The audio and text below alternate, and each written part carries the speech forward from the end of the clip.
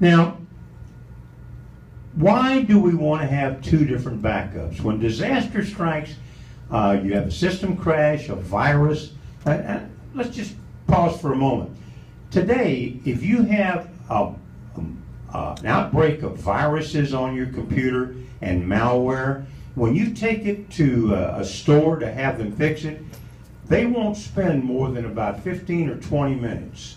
If it's more than that, they're going to tell you you need to reinstall the operating system, because nobody's going to spend 8, 10, 12 hours going through and finding each of those viruses, removing them, and it's a laborious process because they're embedded at such a level that you have to be an expert, and you spend hours to get them off. So that's the reason most stores like CompUSA or Tiger Direct now, what they say is just reinstall the operating system. If you call in, you have phone support, they tell you reinstall the operating system. And you know what? That's great. The only problem is all your data's gone. And there you are. Or if they said, well, fine, send us your computer, we'll repair it for you. Guess what? They send it a new hard drive with your operating system on it, no programs. So you just like shot yourself in the foot, and they won't return your original hard drive to you. So you're kind of stuck.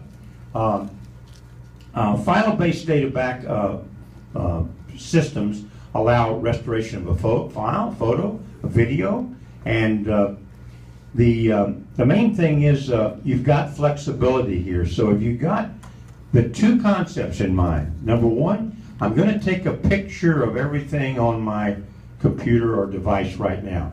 That's an image. Then I'm going to set that image aside. My files, my data files, I'm going to back those up to a data file system, and that's separate, but all that does is that continues the information you're gathering. But you still got your image, which gives you your operating system and all your programs. You don't have to go back through and reinstall all your programs.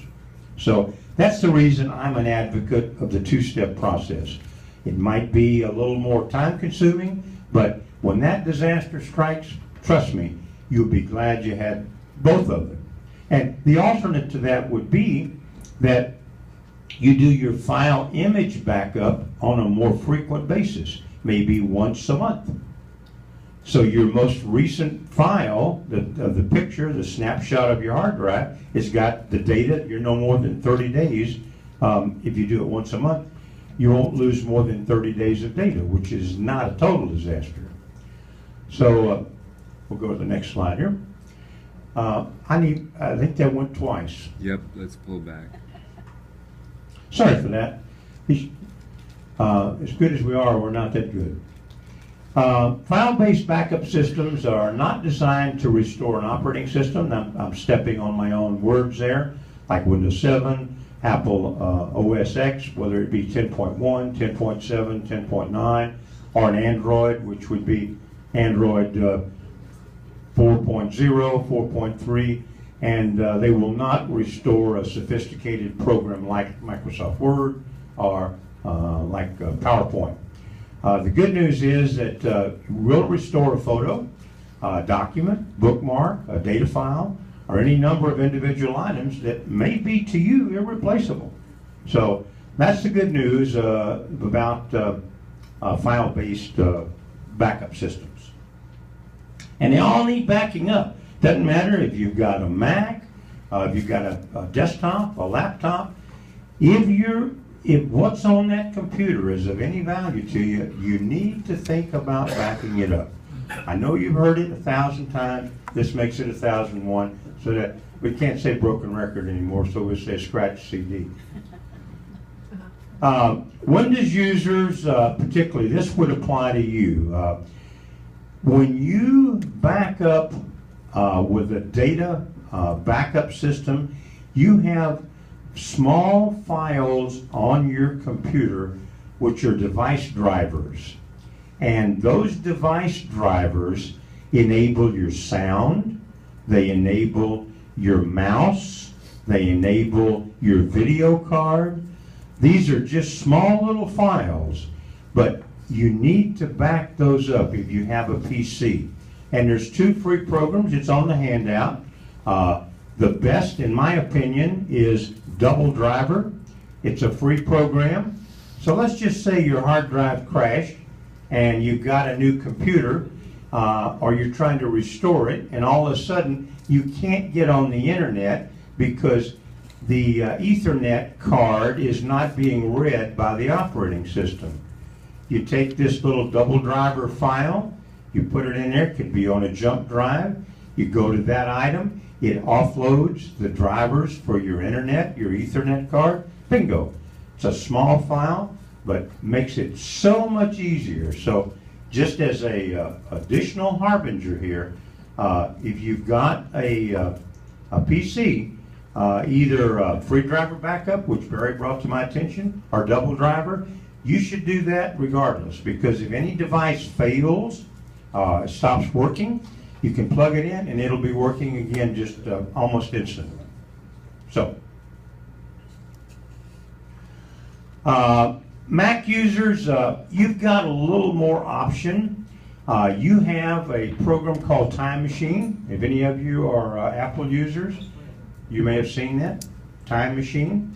Time Machine, of course, the concept being that you can go back in time, and doesn't matter whether you're using Mac OS X or 10.7, whichever one you use. The Time Machine is really designed to work with iCloud. Now, iCloud is strictly for Macs, Apples, and you do get, I think, 5 gigabytes of free storage on iCloud when you sign up for an account. And you can then buy additional space. So if you've got an Apple device and you want to use a built-in program called Time Machine, you'll need to set up an iCloud account. And you do that, of course, right through your Apple store. And then buy some space depending on how much you want to back up. And you'll be in really good shape, because that works for you, and this other part is really not necessary. So for those Apple users, there's perhaps a little more simplistic answer to how to do that. But Time Machine does in fact back up to a cloud storage, and if you need, I think, well, I have to plead ignorance. I don't know what the cost is for 50 gigabytes, 100 gigabytes, but it's within reason, I'll put it that way. The handout, as I mentioned, will give you a little bit of every place to go to get any of these programs we're talking about here. So I know there's going to be a lot of questions, and I hope there's a lot of questions. So if we've given you a concept of backup and methods that are available to you, the photo being a file image, a file-by-file backup, including real time as you go, or just to sync. Let's say you've got you've got your photos, and they're on your computer, and you want to put them on your thumb drive. A file synchronization program which would move those over for you and make sure you got them on there. So, with that said, let's take this time to focus on your individual questions. Thank you, Terry.